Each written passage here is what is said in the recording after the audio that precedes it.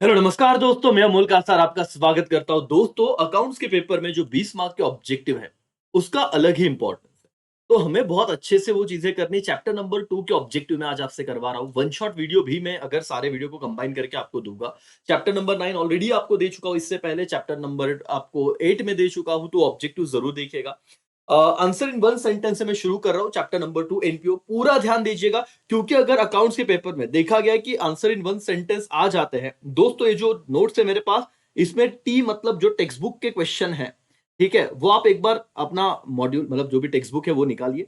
ठीक है, आप फटाफट से वहां पे जाइए, अगर लिख सकते हो लिख लीजिए, स्क्रीनशॉट निकाल सकते हो स्क्रीनशॉट निकाल लीजिए। एक बार ये वाली चीज कनेक्ट हो गई तो आपको अपने आप बाकी ऑब्जेक्टिव भी आ जाएंगे। ठीक है, तो जिन बच्चों को टेंशन है, सर टेंशन लेने से कुछ चीज होगी नहीं, फटाफट हमें आगे बढ़ना है, चीजों को प्रॉपर तरीके से डील करना है। पहला सवाल अगर अगर आया आपको और इतना लिखा तो भी पूरे मार्क्स है। What do mean bye not for profit concern? बताइए इसका मतलब क्या। और रटना है ही नहीं सर, अपने अंडरस्टैंडिंग में लिखा तो भी चलेगा।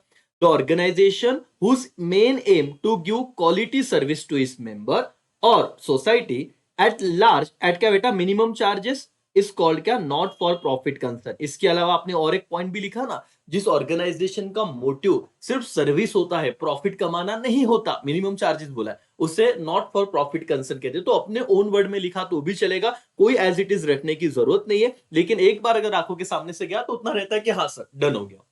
फिर दूसरा सवाल टेक्स्ट बुक का दोस्तों आपके सामने है, which organization prepare income and expenditure account. देखो, आपको पता है कि प्रॉफिट एंड लॉस अकाउंट जो है वो ट्रेडिंग ऑर्गेनाइजेशन बनाती है, जिसका मेन मोटो होता है प्रॉफिट कमाना। अब जो आपको क्या है इनकम एंड एक्सपेंडिचर, तो हमें पता है सर ये तो हम एनपीओ में ही बनाते हैं, तो सीधा सीधा आंसर होता होगा not for profit concern prepare income and expenditure account. That's all, एक मार्क्स आपको मिल गया। तो डरिए मत सर, बहुत सिंपल है, इसके वन वन सेंटेंस, कोई दिक्कत नहीं है सर। फिर what is receipt and payment, what is receipt and payment account, बताओ रिसीट एंड पेमेंट अकाउंट क्या होता है। तो receipt and payment account is an account which consists of record of all cash and bank transaction। दोस्तों यहाँ पे non cash transaction record नहीं होते, ये मैंने आपको बताया था। अगर याद नहीं है तो अभी सुन लो, पहली बार लेक्चर देख रहे हो तो। ठीक है sir, for not profit concern के जितने भी उस ऑर्गेनाइजेशन के कैश और बैंक के ट्रांजेक्शन होते हैं, समरी फॉर्म में उसे रखा जाता है वहां पे। आप उसे रियल अकाउंट है वो अगर लिखना चाहते हो वो भी लिख दो। तो आपके हिसाब से जनरल थियरी बेटा लिखा, 2 मार्क्स आपको मिल जाएगा। क्या डन है यहाँ पे? Yes sir. फिर दोस्तों नेक्स्ट सवाल आ रहा है आपका, What do you mean by non recurring expenses? बताइए नॉन रिकरिंग का मतलब क्या होता है बेटा। ठीक है, तुम्हें सिंपल सी बात बताता हूं मैं, समझिए। रिकरिंग का मतलब, ध्यान से सुनिए, रिकरिंग का मतलब वो खर्चा होता है जो रिपीटेटिव मोड पे होता है। मैं स्टाफ की सैलरी दे रहा हूं, हर महीने देनी पड़ती है क्या? हाँ, उसे कहते हैं रिकरिंग। नॉन रिकरिंग मतलब क्या? सर मैंने ये डिजिटल बोर्ड लिया, क्या ये मैं हर महीने खरीदूंगा? क्या नहीं सर, 3 4 या 5 साल बाद अब खरीदूंगा। तो जो खर्चा एक ही बार होता है, बार बार नहीं होता, उसे क्या कहते हैं बेटा? नॉन रिकरिंग कहते हैं। जो बार बार रिकर नहीं हो रहा है उसे कैपिटल एक्सपेंडिचर भी कहते हैं। देखो, non recurring expenses are usually capital expense, देखो ये हो गया, जनरली उसे कैपिटल एक्सपेंस भी बोलते हैं, which are not undertaken frequently and whose benefit is derived over a longer period of time. ऐसा खर्चा जो बार बार फ्रीक्वेंटली नहीं हो रहा है और उसका बेनिफिट हमें क्या हो रहा है, लॉन्ग पीरियड के टाइम हो रहा है करके, लॉन्ग पीरियड के लिए उसका बेनिफिट मिल रहा है। जैसे डिजिटल बोर्ड लिया, 5 10 साल देखने की जरूरत नहीं है। तो बोलो मुझे नॉन रिकरिंग मतलब क्या सर? समझेगा तो याद रहेगा बेटा। देखो सिंपल सा फंडा है मालिक, ज्यादा इस पे दिमाग नहीं, मतलब रटने के पीछे मत, सिर्फ अंडरस्टैंडिंग लो, ऑब्जर्व करो। नॉन रिकरिंग समझा आपको पक्का? यस और नो? यस, नॉन रिकरिंग मतलब ऐसा खर्चा जो कैपिटल नेचर का होता है, जो बार बार फ्रिक्वेंटली नहीं होता और उस खर्चे का बेनिफिट हमें लॉन्ग टाइम मिलता है। ठीक है, why income and expenditure account prepare, देखो टेक्स्ट बुक का सवाल है, आइए और टेक्स्ट बुक ओपन कर लीजिए और वहां पे टिक करो, हो गया सर करके। इनकम एंड एक्सपेंडिचर अकाउंट क्यों बनाते हैं sir? The main objective of preparation of income and expenditure account is to find out, ये देखो यहां से, टू फाइंड आउट सरप्लस और deficit at the end of the period. कि सर जब एंड होगा, सरप्लस मतलब एक्स्ट्रा पैसा बचा हुआ है, या डेफिसिट कि कम पैसा बचा हुआ है, ये ढूंढना, ये समझना, यही ऑब्जेक्टिव है इनकम एंड एक्सपेंडिचर का। इतना सिंपल है सर, वन वन सेंटेंस। आप अपने हिसाब से नहीं लिख सकते, लिख सकते हो सर, बस एक बार समझने की जरूरत है कि हाँ सर ऐसे होता है क्या, डन, अब हम जाएंगे और डील कर लेंगे। तो डर निकालो, क्योंकि अकाउंट के इतने ऑब्जेक्टिव है सर तो बहुत टेंशन आता है, लेकिन आपको बस चीजों को करना है। व्हाट इज सरप्लस, ये भी टेक्स्ट बुक का सवाल है, अगर 1 मार्क्स के लिए आया तो। Sir excess of income over expenditure, कि आपका इनकम 100 रुपया है, खर्चा 70 रुपया है, तो इनकम 100, खर्चा 70, तो सर बताओ कि 30 रुपया जो एक्स्ट्रा बच गया, एक्सेस बोलते हैं इसे, क्या कहते हैं बेटा, एक्सेस। एक्सेस ऑफ इनकम 100 रुपया है इनकम, ओवर एक्सपेंडिचर, एक्सपेंडिचर सिर्फ 70 है, तो जो बच गया sir in the income and expenditure account, उसे क्या कहा जाएगा, इसे सरप्लस कहा जाएगा। ठीक है, तो यही लैंग्वेज में लिखना है, नॉट नेसेसरी आप अपने हिसाब से लिखना चलेगा, सिर्फ इनकम ज्यादा होता है, खर्चा कम होता है, जो भी चीज आएगी उसे सरप्लस कह देंगे। Okay sir, to which account surplus और डेफिसिट ट्रांसफर, बताओ भाई। जैसे पी एंड एल में नेट प्रॉफिट आता है तो हम कहां पे ट्रांसफर करते हैं, बैलेंस शीट में कैपिटल में ऐड करते हैं, तो उसी तरह से मुझे बताना कि अगर सरप्लस आया, डेफिसिट आया, तो कहां पे ट्रांसफर होगा। अब बच्चा बोलेगा ये तो पढ़ा ही नहीं सर मैंने, लेकिन भाई साहब अकाउंट में बहुत बार ऑब्जेक्टिव, अगर तुम्हारा प्रैक्टिकल सही है तो अपने आप चीजें मैनेज हो जाती है, कोई दिक्कत नहीं करके। बताओ कहां पे ट्रांसफर करते हो बेटा, कैपिटल फंड में। ठीक है, surplus or deficit is transferred to capital fund account. Done? Yes sir. What is capital fund?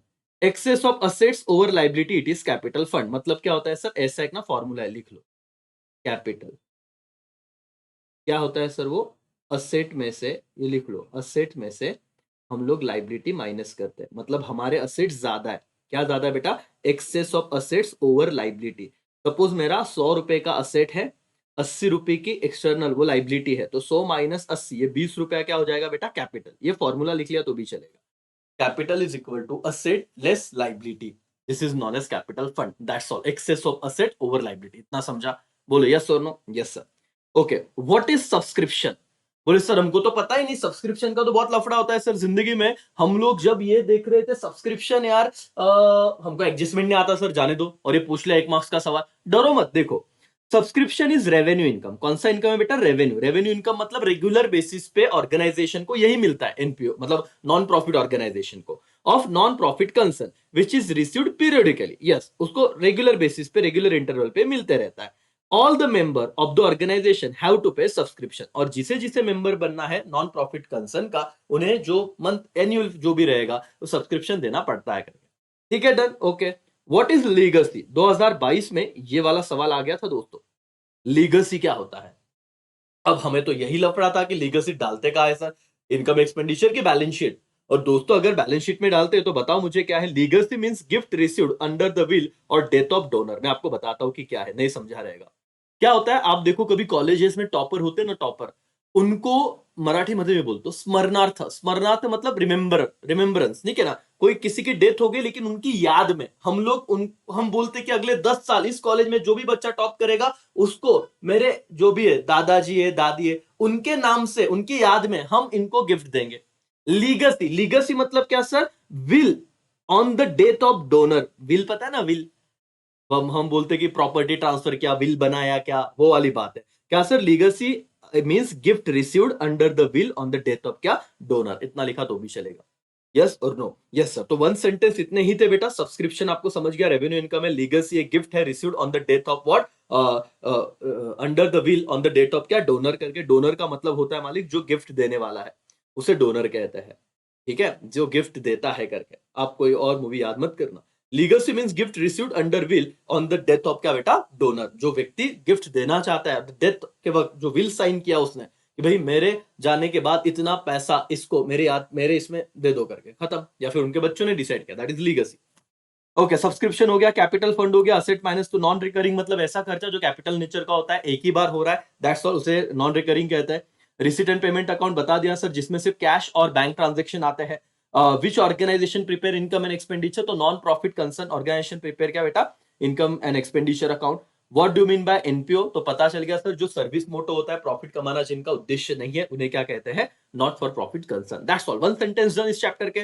Done sir. Okay, कोई टेंशन नहीं, अब आगे बढ़ेंगे मालिक। ओके, फटाफट से ये वाली चीज कर लेते हैं सर। यहाँ पे आपको साइड में आंसर भी दिखेंगे, वो देख लो और मेरे साथ एक बार डिस्कस करो, इस चैप्टर का काम तमाम करते हैं सर।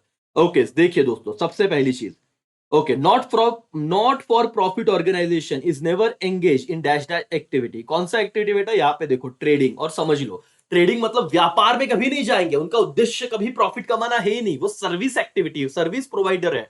ठीक है, वो लोग बिना प्रॉफिट के काम कर रहे हैं। तो अगर ये सवाल आया कि not for profit organisation never engage in dash dash activity, तो बोलो कौन सा, ट्रेडिंग एक्टिविटी में कभी वो एंगेज होंगे नहीं। दूसरा, not for profit organisation is called dash dash organisation. कौन सा ऑर्गेनाइजेशन बेटा? Service organisation. देखो आपको दिख रहा है आंसर, बोलो कौन सा? Service organisation, that's all.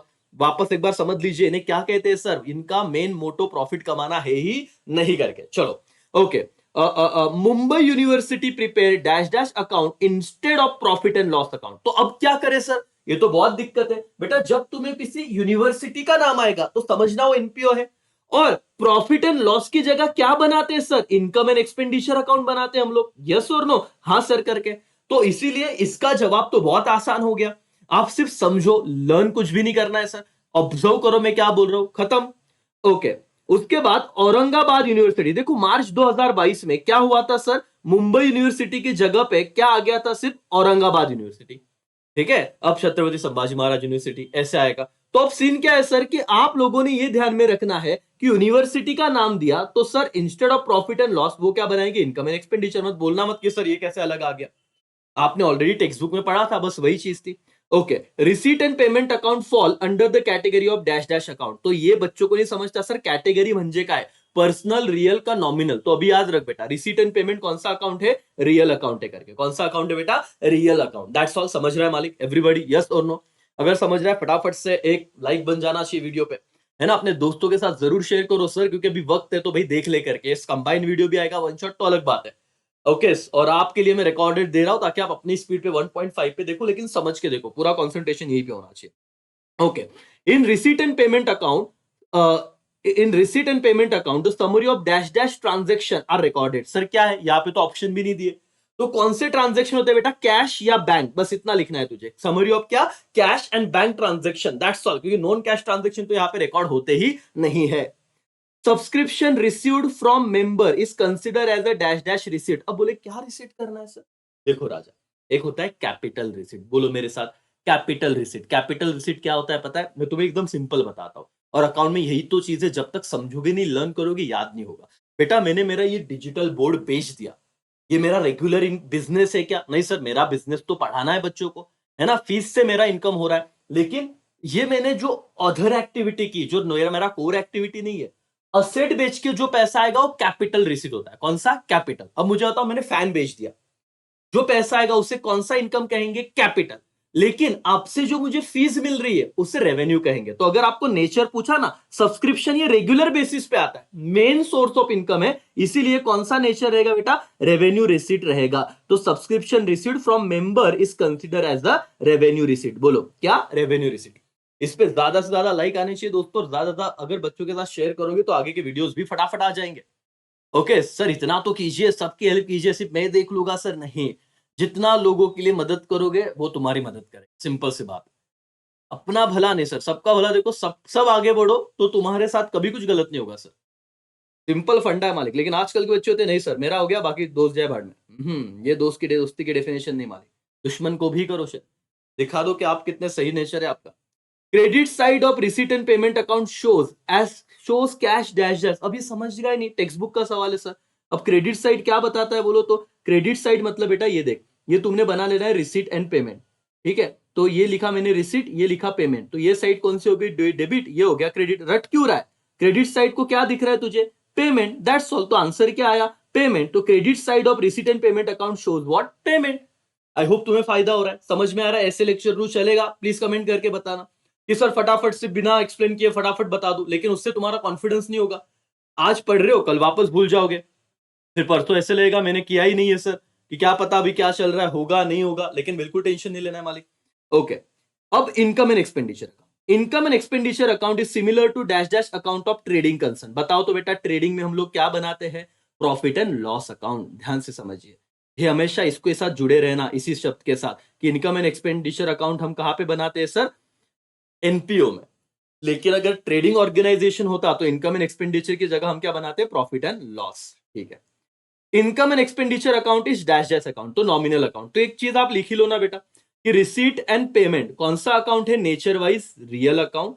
और इनकम एंड एक्सपेंडिचर कौन सा अकाउंट है? बताओ तो बेटा, नॉमिनल अकाउंट। ये दो शब्द आप लिख लो फटाफट, फटाफट लिख लो करके, एकदम क्विकली। समझा? यस और no? Yes sir. Okay, the transaction recorded in income and expenditure account आज रिलेटेड टू, और ये मैंने बताया था, कि रिसीट एंड पेमेंट में तीनों साल के ट्रांजेक्शन होते हैं, आपको भी पता होगा, current year, previous year, next year. लेकिन इनकम एंड एक्सपेंडिचर अकाउंट में कौन से साल से रिलेटेड ट्रांजेक्शन होता है? Only current year, that's all. Only which year? Current year. बताओ। ओके, ये तो टेक्स्ट बुक के नहीं है तो फिलहाल छोड़ देंगे सर, दैट्स ऑल। बाकी के हो गए सर, इससे रिलेटेड ही आपको आएंगे। और आई होप अब आपको समझा रहेगा कि करंट ईयर से रिलेटेड ही चीजें इनकम एक्सपेंडिचर में होती है। पहले भी समझा था, लेकिन अब ये भी दिमाग में आया होगा कि भले ऑप्शन ना दे, अगर ये लेक्चर समझ के देखा है सर तो कोई दिक्कत नहीं। आप अपने हिसाब से इनकम एंड एक्सपेंडिचर में लड़ाई कर रहे हो सम में, और 1-2 मार्क्स के जो ऑब्जेक्टिव आएंगे सर उसमें यहाँ पे हेल्प हो जाएगी।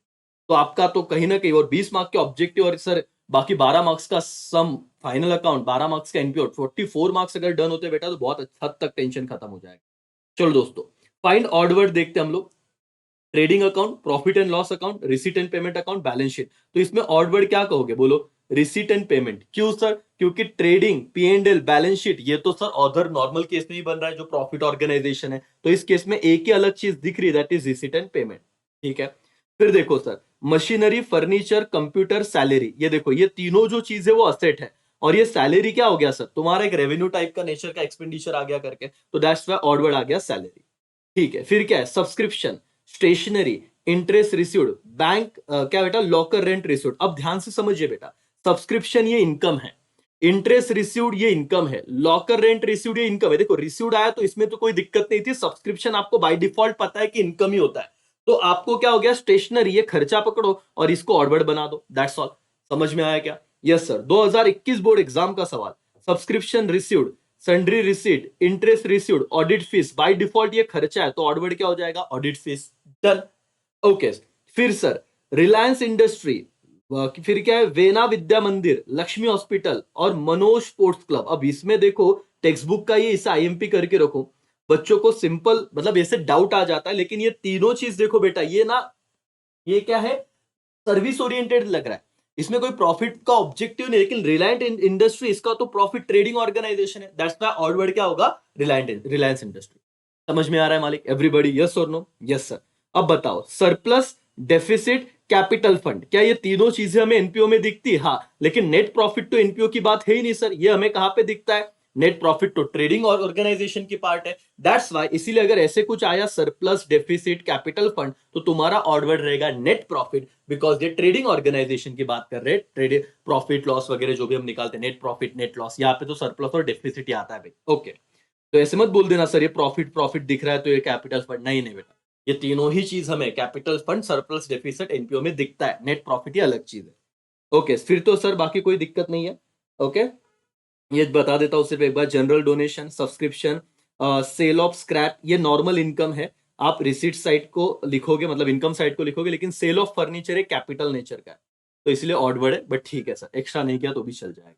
टेक्स्ट बुक के ही चीजों को जिंदाबाद। ठीक है। ट्रू और फॉल्स में आते बेटा विद रीजन, एग्जाम में आ गया था कहीं तो देख लेते सी। और देखो टाइम लगेगा तो आपको मैं इंडिविजुअल चैप्टर वाइज दे रहा हूं, मैं ऑलरेडी इससे पहले जो बना चुका हूं। चैप्टर 9 जरूर देखिएगा, 10 का भी दिया हुआ है, 8 का भी हो गया, तो 8, 9, 10 ऑलरेडी ये सेकंड हो गया। फर्स्ट अगर कोई बाद में देख रहा है तो सभी चैप्टर का हो गया रहेगा। अब आपकी जिम्मेदारी, आप प्रॉपर तरीके से देखिए, यस और नो, और यार इस पे मेहनत करिए, इतना टाइम है सर, कर क्या रहे हो?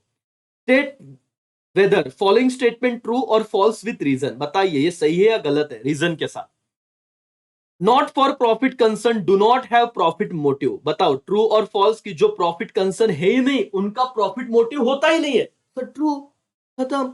रीजन क्या है? Because primary intention of not profit concern is to overall benefit of society and not to earn profit. अपने मन से लिखेगा तो भी चलेगा मालिक, रीजन कोई दिक्कत नहीं। बच्चे बोलते सर ट्रू का क्या रीजन दे हम लोग, ये तो ट्रू है, फॉल्स का तो भी दे। अरे भाई देना पड़ेगा रीजन। ओके सर, आएगा पेपर में तो बता कि हाँ ट्रू है, क्यों ट्रू है? तो प्रॉफिट मोटिव है ही नहीं सर। ठीक है, ये डू नॉट बोला है। अब ये मत बोलना नॉट फॉर प्रॉफिट, कुछ कुछ ढोकले ऐसे होते किसी को दो ही वर्ड पढ़ते, नॉट फॉर प्रॉफिट और प्रॉफिट मोटिव, बोले नहीं यहाँ पे ढोकले ये पढ़ना राजा, do not have profit motive, तो इसलिए ट्रू है। यस और नो? Yes sir. तो टेक्स्ट बुक का सवाल था, जाइए यहाँ पे। Charitable institution prepare profit and loss account at the end of a, क्या बेटा, एवरी फाइनेंशियल ईयर। अब मुझे बताओ, एंड ऑफ फाइनेंशियल ईयर क्या प्रॉफिट एंड लॉस अकाउंट बनाते हैं क्या चैरिटेबल इंस्टीट्यूट? नहीं सर, वो तो इनकम एंड एक्सपेंडिचर अकाउंट बनाते, तो ये क्या हो जाएगा? फॉल्स। रीजन क्या है? Charitable institution prepare income and expenditure account and not profit and loss account, that's all. बहुत सिंपल है बेटा ऑब्जेक्टिव, सिर्फ तुम जा नहीं रहे हो वहां तक, ये दिक्कत है। और फिर वो 20 मार्क का टेंशन लेके जा रहे हो आगे पीछे वालों के भरोसे पे, और ऐसे कुछ नहीं होगा सर।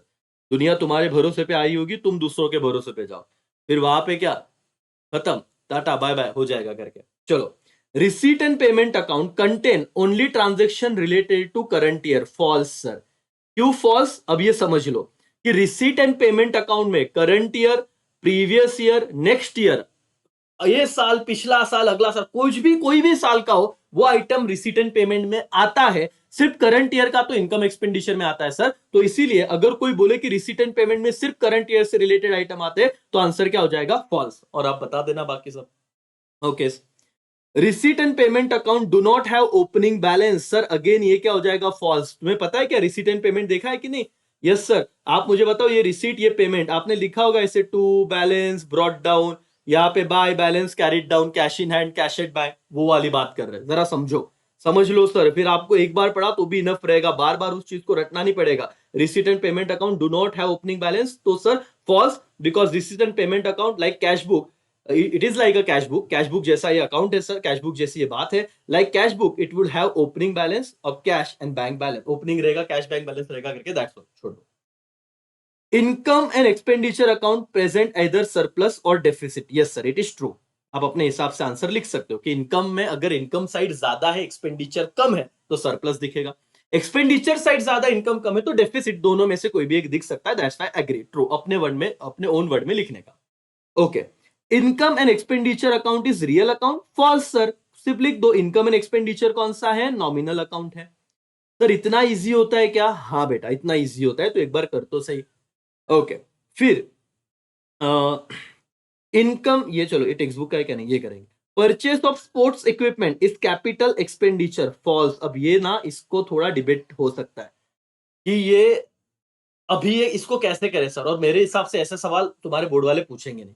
आप अलग अलग जगह पे गूगल पे भी सर्च करो तो देखो, जो ऑलरेडी स्पोर्ट्स वाला है, मतलब मेरी ऑर्गेनाइजेशन बच्चों को ट्रेनिंग देना है फुकट में, तो मेरी ऑर्गेनाइजेशन अगर, अजम्पशन देखो बेटा, समझो कि मेरा ऑर्गेनाइजेशन अगर स्पोर्ट्स में ही डील कर रहा है, तो उसके लिए वो कैपिटल नहीं, वो रेवेन्यू वाली ही बात रहेगी। तो उन्होंने क्या कहा, कैपिटल एक्सपेंडिचर, किसके एंगल से, जो ऑर्गेनाइजेशन स्पोर्ट्स वाली है। बाकी सर अगर ऐसे ऑर्गेनाइजेशन है कि जो उसमें डील नहीं करती, उनके लिए असेट है, तो उनके लिए कैपिटल माना जाएगा। मुद्दा क्या है सर, इसको थोड़ा स्टार मार्क करो, इसको एक बार रीड कर लो इनके हिसाब से। Reason, capital expenditure is non-recurring whose benefit is likely to receive for long period. The benefit of sports equipment is short duration, hence it is not capital expenditure. उनके इस angle से उन्होंने कहा है कि शॉर्ट ड्यूरेशन। किसी बच्चे का पर्सपेक्टिव और हो सकता है किसी अलग ऑर्गेनाइजेशन को देखे तो, लेकिन ये थोड़ा डिबेटेबल है, उसे साइड में रखते हैं। पेपर में आए तो क्या करना, आप फॉल्स लिख के ये वाला एक्सप्लेनेशन दे सकते हो, तो स्क्रीनशॉट एक बार निकाल लो कि कैपिटल एक्सपेंडिचर का लॉन्ग टर्म बेनिफिट मिलता है, लेकिन स्पोर्ट्स इक्विपमेंट हम शॉर्ट टर्म बेनिफिट के लिए जा रहे हैं, इसलिए हम बोल रहे हैं ये रेवेन्यू है, कैपिटल नहीं है, दैट्स ऑल। लिखा अपने हिसाब से, जस्टिफिकेशन दिया तो भी चल जाएगा। अलग अलग जगह पे इसके अलग अलग आंसर मिल सकते हैं, लेकिन उसके अंदर हमें जाना नहीं है। ओके दोस्तों, और एक सवाल, there is no difference between receipt and payment account and income and expenditure account, क्या दोनों में डिफरेंस नहीं है क्या सर? सर डिफरेंस तो है ना, तो दैट्स व्हाई ये क्या हो जाएगा, फॉल्स। That's all. आप बताइए कि रिसीट एंड पेमेंट में तीनों साल के आइटम रिकॉर्ड होते हैं, जबकि इनकम एंड एक्सपेंडिचर में सिर्फ और सिर्फ करंट ईयर के आइटम ही रिकॉर्ड होते हैं। रिसीट एंड पेमेंट में सर रेवेन्यू और कैपिटल दोनों नेचर रिकॉर्ड होते हैं, इनकम एंड एक्सपेंडिचर में सिर्फ और सिर्फ रेवेन्यू नेचर ही रिकॉर्ड होता है, तो डिफरेंस तो है, दोनों सेम नहीं है। ओके ओके, दूसरा सवाल, not for profit concern do not prepare balance sheet, it is false sir. वो तो बैलेंस शीट बनाते ना, लिख देना। Excess of assets over liability, it is capital fund, asset ज्यादा है लाइबिलिटी से, तो क्या उसे कैपिटल फंड माना जाएगा? यस ट्रू, अभी थोड़ी देर पहले बताया था, टेक्स्ट बुक में आइए लिख लीजिए सर। दैट्स ऑल सर, खत्म हो गया ट्रू और फॉल्स विद रीजन भी। सर अभी क्या इतना बड़ा चैप्टर है सर, टेंशन मत लो, अभी आपको फटाफट चीजें आएंगी, क्योंकि आपने अपना एक बेसिक स्ट्रक्चर बना लिया है सर। और देखो ऐसे सेशन है सर, 20-24 मिनट हो गया, लेकिन आप 1.5 की स्पीड पे देखोगे, अलग अलग चैप्टर रहेंगे तो टेंशन नहीं आएगा। अब मेरा काम है सब चीजें बताना आपको, और बाकी का आप भी पढ़ते रहिए दोस्तों, है ना? तो बाकी आपके हिसाब से भी आप पढ़िए, इजी आपसे पे एक बार जाइए तक बात है, ठीक है? बैच कोड यूज नहीं किया तो कर लीजिएगा। Okay, the form of organisation providing service to society only, service की बात आए सर तो NPO, not for profit concern. फिर ये account which record only cash transaction in case of non profit, only cash आया सर, तो कौन सा रहेगा बोलो तो, receipt and payment account, simple sir, one word. Donation received for specific purpose, specific purpose आया तो स्पेसिफिक डोनेशन बोलो, कैपिटल पर्पस वाला बोलो। अब ये तो बहुत डिबेटेबल है, लेकिन ठीक है, इतना सिंपल सा इसका आंसर था।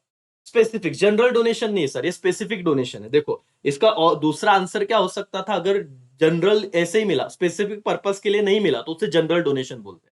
और मैं बता देता हूं, देखो बेटा, जनरल डोनेशन ना लिख लो, जनरल डोनेशन, जनरल डोनेशन अगर आया, ठीक है, तो कहां पे जाता है, income and expenditure account.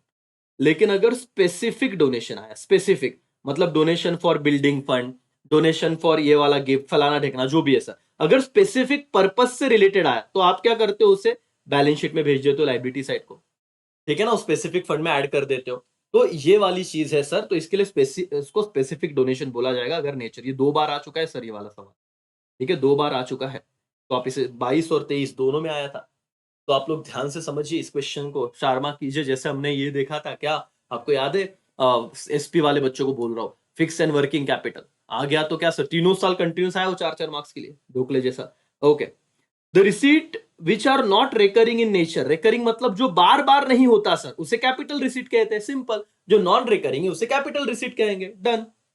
all sum of all such a receipt which are non recurring in nature and not forming part of regular flow, उसे कैपिटल रिसीट कहते हैं। देखो दोनों का आंसर कैपिटल रिसीट है बेटा।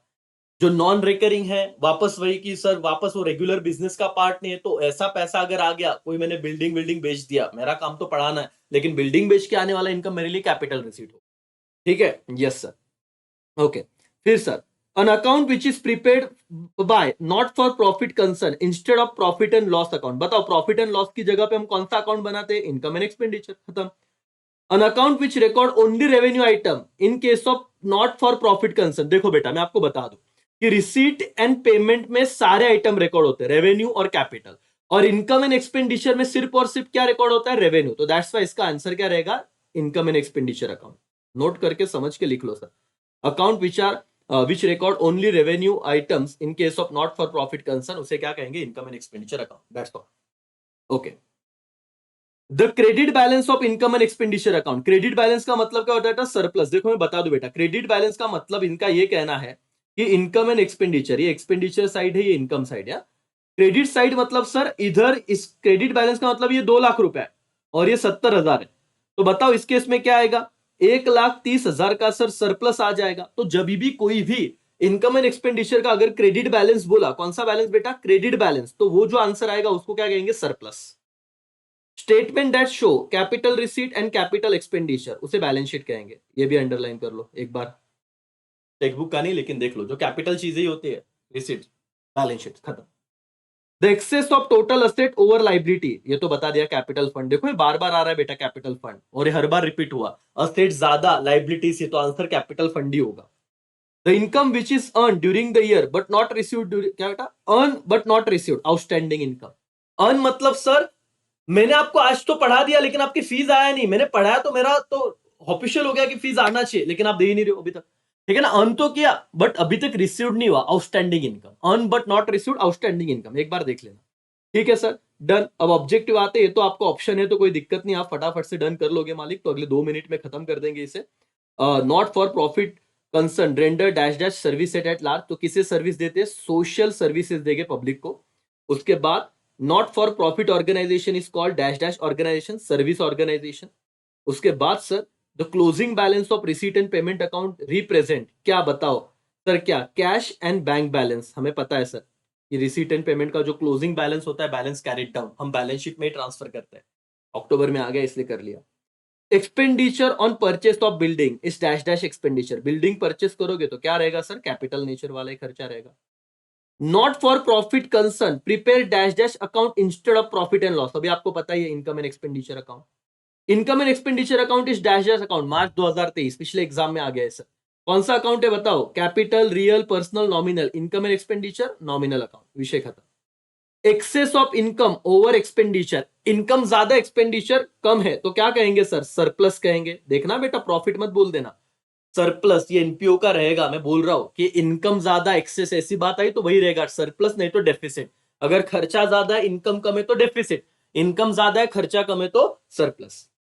Okay, donation for scholarship fund, देखो scholarship के लिए, स्कॉलरशिप के लिए जो दिया स्पेसिफिक पर्पस हो गया, तो इसे क्या कहेंगे बेटा, क्या कहेंगे बोलो, कैपिटल रिसीट करके, क्या कहेंगे, कैपिटल रिसीट। आप यहाँ पे आंसर देख सकते, कैपिटल रिसीट देखो, ठीक है, कैपिटल रिसीट। तो डोनेशन आपको मिला है। बच्चा बोलेगा सर कैपिटल एक्सपेंडिचर क्यों नहीं, बेटा वो फर्म के एंगल से बात कर रहा है कि तुम्हें पैसा मिला हुआ है, तुम डोनेशन तुमको मिलेगा, तो रिसीट की बात होगी, सिर्फ कैपिटल रिसीट होगी। क्या होगा बेटा, कैपिटल रिसीट। ठीक है, दैट्स ऑल। और क्या बच गया sir, outstanding subscription eight the end of accounting year represent, क्या बेटा, असेट होगा। Yes sir, outstanding subscription, income outstanding हम एक इफेक्ट असेट साइड को डालते ही, ठीक है।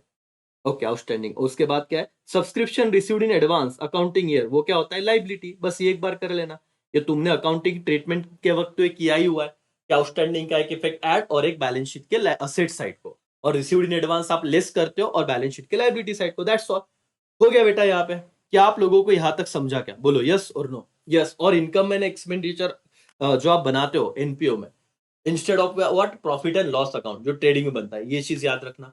जब तुम्हारे असेट ज्यादा है, लाइबिलिटी कम है, जो एक्सेस, जो डिफरेंस आएगा उसे कैपिटल फंड कहेंगे, ये याद रखना। Receipt and payment real account है, इनकम एक्सपेंडिचर नॉमिनल अकाउंट है, ये याद रखना। तो ये छोटी मोटी बातें हैं बस, बाकी तो कुछ नहीं। तो आपने एक बार टेक्स्ट बुक में डन किया रहेगा, टिक किया रहेगा, तो हो गया चैप्टर 2 आज ही। तो ऐसे और मैंने जो दिए वो भी लेक्चर फटाफट से देख लीजिए।